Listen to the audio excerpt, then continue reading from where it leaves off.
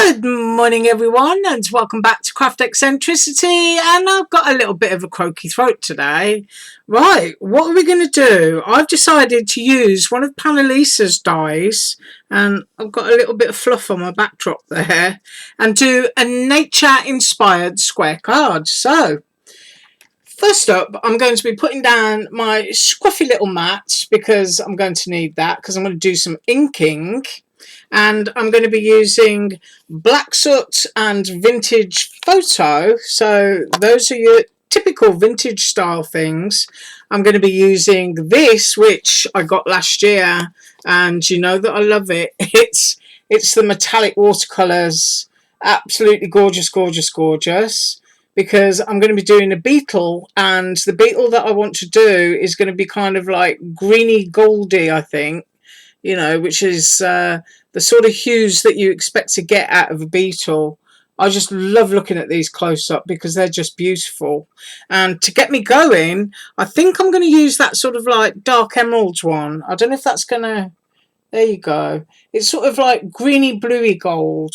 So I think I'm going to be able to get everything I need from there. And I want to do the legs in black. So using a water brush, also from AliExpress, and these watercolours are also from there, I'm just going to wet that paint up. There you go. So that's going to be soaking in for a couple of seconds while I carry on talking. And I'm just going to move that off to the edge there. Right, so the die set that I'm going to be using is this one that I got quite a while ago, and I absolutely love it. It's the magnifying glass. You can pull all these pieces out of here if you want to, but it cuts as it's supposed to with those in, so you don't really have to pull it apart. And then you've got the boot steps or the footprints, and once again you can cut them whole, or you can cut this piece out and just cut, like, I don't know what you call those bits, the printy bits, just into the paper, and then you'd have the boot print holes in your paper. But I left mine whole, so I'm using that one. And I have gone ahead and I have cut my magnifying glass. And I don't know if you can see that. If I put my hand under it, there is acetate under there. Now, if you wanted to, in Dollar Tree, they do these sheets of magnifier that you get to put on book pages and stuff like that, and it's quite thin. So if you wanted to make it look like a real magnifying glass, you could absolutely die cut a piece of that and put that in there, and then it's going to magnify whatever you put underneath it. But mine's just a plain piece of acetate. Right, so I've cut my magnifying glass. I have also cut my boot prints because I don't want to take up everybody's time. And once again, as I showed you the other day, just use your tape on the back to hold all of those pieces in. And these are what are going to have the distress oxide. Magnifying glass is just going to stay black there. And I did put, you know, white cardstock on the reverse of it because that's my thicker stuff from Amazon. And I've got static on my acetate already. And this is the little bug that I'm going to put the watercolour on, and I've cut it in black as well so I can do a little drop shadow to show up on the paper when I've finished. And this is the cardstock I'm using. This is the Amazon heavyweight cardstock that I've told you about, and that is a sheet of vintage style paper. I've got a lovely big white border around it there, from Snap Click Supply. So I believe this one is a Jody Lee download, and I think there's maybe 6 or 7 sheets in a pack. It's not expensive, but it's over there on Snap Click Supply. If I can get a link directly to it, I will put it down there. But I love this element here, and I love the bird. So the idea for me is I'm just going to put everything around, and my butterfly is going to be the feature. But I do not want too much on my bird. I still want to see my little bird. So basically my magnifying glass is going to go there. But first of all, need to colour these. So I'll just move those out of the way for a second and move that die set. And I'm using 2 of my brushes that I've shown you before. which I absolutely love. That one's nice and shiny and new, but that one's already been used for black and hickory smoke, so I'm just going to use that one. And of course this one here is going to get the watercolour in a minute. Right, so first up I'm going to go into my vintage photo. I'm just going to take the lid off there and just swooze it around. Super easy, and you can see you've got ink up there. And I'm just going to start at the tippy toes and just go round and round and round. You can just keep dipping your brush in, getting as much as you want or as little as you want, and just keep going round and round. I do like the idea of having a brown muddy kind of print because it's going onto a cream background. And I don't want it to be absolutely perfect, so if there's some paler areas, I'm absolutely fine with that. So I'm going to leave mine looking just a little bit tatty, and then we'll go in again. You can see how much the ink comes off these brushes when you're using them, so I don't actually bother washing them. I think I'd only wash them if I was going into a totally different colour and I'd dirtied up all my others, if you know what I mean. So we've got nice dirty looking boot prints. Just squidging it around. There. I'm quite happy with that. And I think actually I might go even darker into that area. So this is where you start getting carried away. That's what crafting's all about, isn't it? Yeah, and I'm going to go even darker in there now. Just swoosh it about. And then I want to do sort of like around the edges in black. So it's kind of like dirt and mud all mixed up together. So I'm going to get my black soot. And I'm going to go into my small brush here. Just swoosh all that around. And I'm just going to go around the edge because I'm going to go back in with my brown in a minute and push that across. Just got to imagine somebody's just walked across a dirty muddy field, and that the soles of their shoes are normally black, but you know, now they've got loads of mud in them. Right, so that's enough of the black for me, and now I'm going back in my brown. It might be enough on here actually to squeeze that around, I'm not sure. But it's always a good idea to sort of like clear off your brush to see if you get the desired effect. And go back into that one.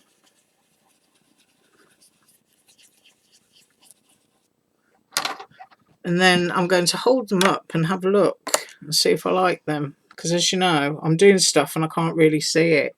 But if you look there, you can see that just looks thoroughly dirty. Yes, it does. Let's have a close-up of that one. And that one also looks thoroughly dirty. And of course, if you've got your feet in the mud, it's never kind of even, is it? So I'm just going to go around and around on that. Maybe just a little bit more brown. And a little bit more brown. There. Now I have two utterly filthy boot prints, and I'm quite happy with those. So I'll pick those up and show under the camera. Hopefully you can see that. There you go. Muddy filthy boots. Right, so those are done. I'm just going to pop those on there. And I totally forgot to get my kitchen towel to clean off my Distress Oxide. So I'm going to put my bug in a safe place. I'm trying to look around me. I think maybe there is safe to put my watercolour. And we already damped this up, so I'm going into that darker shade. And it doesn't matter if I go on the leggy area. Just going to push that around. Ooh, that's got some lovely reds coming out in it. And of course you can totally go over this with another colour again in a bit. I really like that. But I think I'm going to go paler on the bottom of it too. So I'm going to do what I should have done in the beginning. I'm going to go and get some kitchen paper and I'll be back in a second. Right, so I tidied up my mess and I've also dropped some water onto that one because I want to have I think, a paler looking green on that bit. So I'm just mixing it up so that I get plenty of that pigment. And let's see what happens now. Oh, that's better. So I'm going to hold his little leg down.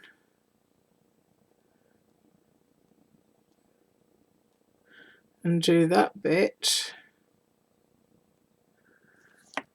And he's going to be incredibly shimmery when he's done. And I'm going to blot that so that he's kind of like almost instantly dry. Now, if I pick him up,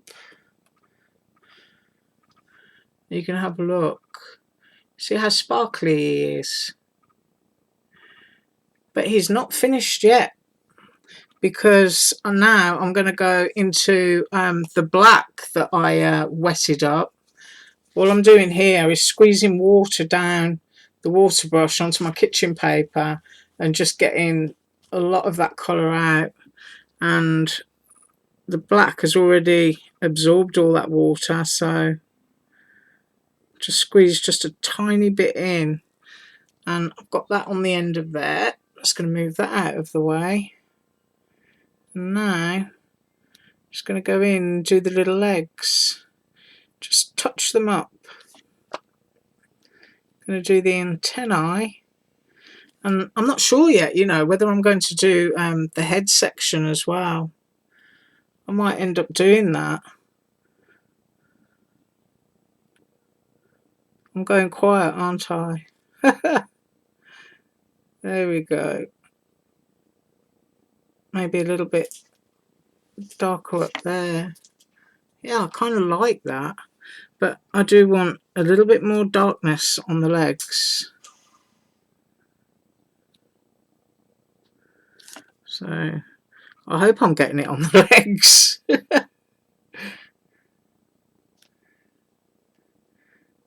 It's always fun working in the dark. There. I think that's how I want my beetle. It's got a little bit of sparkle, but there's still a kind of like naturalness to it. And now to speed up the drying on that, I'm going to take a dry, clean bit of my towel and I'm just going to press. There.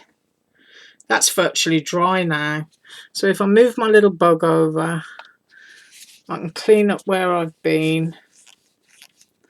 Now remember to always leave your watercolour lid open and let it dry naturally before shutting the lid. There is an oxygen kind of absorber thing there, a desiccant that will suck all the moisture out from the inside of the box.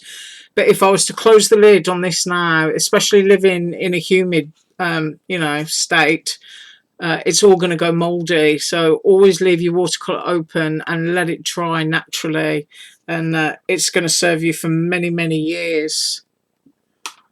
Right, now then, I've got my black shadow layer and I've got my Dollar Tree glue. And the reason why I want a black shadow layer really is because that paper is mostly cream and I don't really want my bug to get lost on there. I want it to be, you know, standing out just a little bit.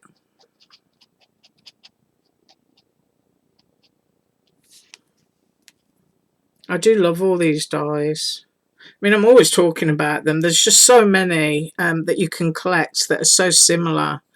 And I want my shadow to be cast right, so I'm going to pick it up and manipulate it into place.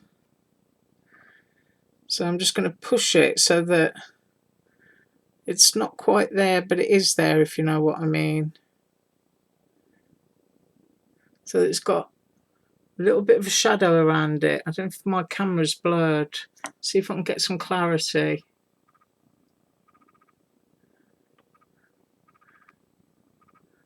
There, can you see he's got shadow? But I want to push his little leg a bit further over into that bit. And I am going to leave it like that. It's amazing how different things look when you get close up.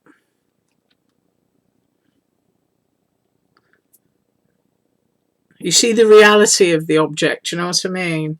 I mean, it's really nice to have a nice camera and nice lighting and everything, but I do like to see how something looks truly, you know, before it's been prettied up, so to speak. And I don't think you get truer than natural lighting and a serious close-up. So there you can see it's got its partial shadows around it. So I'm hoping it's going to show up on that cream-based paper. Right, so that can go off with the boot prints. And now my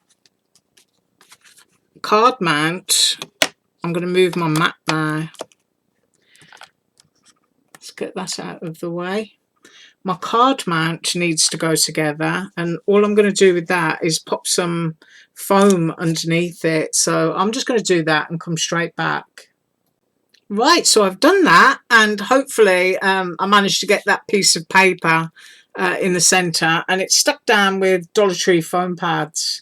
I mean, even at $1.25, it's still the cheapest foam pads that you can get, really, you know, if you need to get them in a rush. And the only thing left to do is to put it together. So as I said, I didn't want to, you know, cover all of my birdie up. I still want to see my birdie, but I wanted that to kind of be the main feature.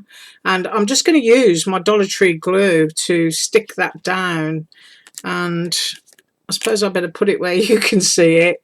Now, I don't want to put too much glue so that it's going to squeeze out onto my acetate. So I'm just, you know, very lightly dotting it around the edge of that circle and do a squiggle around the handle. And then I am going to flip it over without covering myself in it and position it over my butterfly without covering my bird.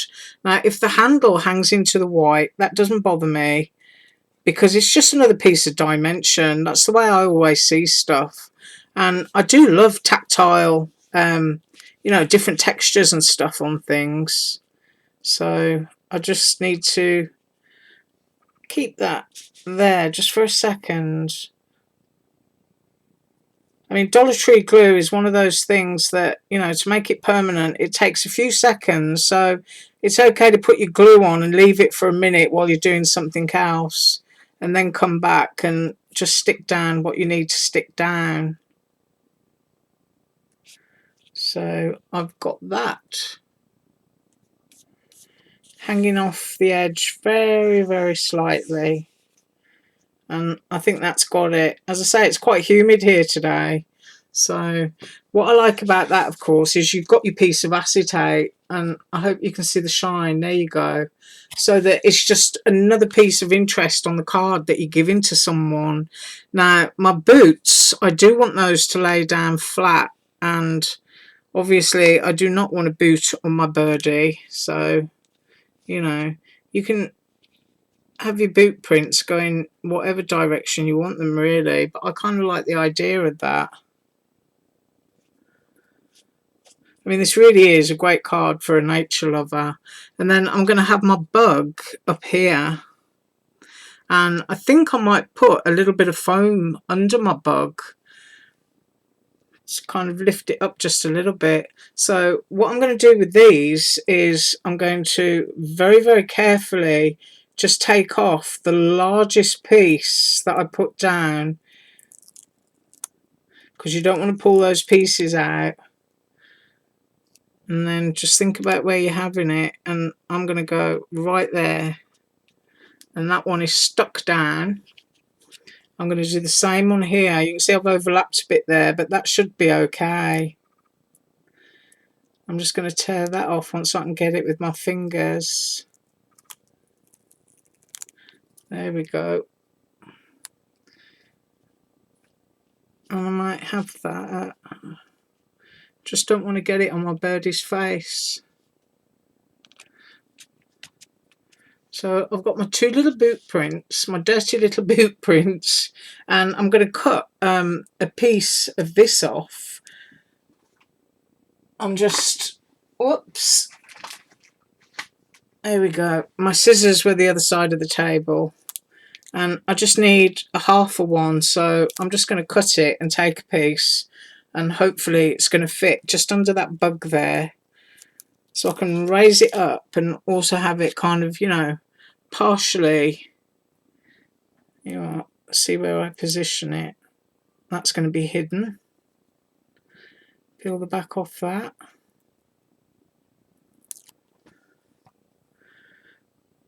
There we go. And it's kind of a little bit on there. Don't know if that's the best place. Yeah, I think maybe that's the best place. Now, your foam pad isn't permanent until you push down, so there we go. Now I'm permanent. Right, so that is my little nature-inspired card. So what oodles of texture, and they feel great. You know, one of the things I'm always thinking about whenever I do a card that's, you know, all dimensional and texturized and stuff, is I always wonder why on earth the craft makers, especially the ones that do embossing folders, have never ever done a braille embossing folder, you know, with sentiments on them, so that you can emboss in braille a sentiment strip that says happy birthday or Merry Christmas, or, you know, it always seems to me that people who've got you know, poor eyesight, some blind people, kind of get overlooked in the craft industry. So I mean, imagine if you got an embossing folder, what you could do for the blind charities if you could just make very simple cards with texture and emboss in braille, you know, happy birthday, using an embossing folder. So anyway, I get off my soapbox now, because that is my little card, and I think you should have a close-up. My little sparkly bug with a little bit of shadow so it stands out. Main feature under the magnifier is that butterfly. And my dirty, dirty boots. I think my welly gogs on my deck actually look like that underneath. You know, when I've been traipsing around in the mud and the clay outside. Right, I thank you so much for watching. I really do appreciate you all. I haven't got a clue what I'm going to be up with tomorrow, but as usual, all links below. Have a wonderful day. Bye.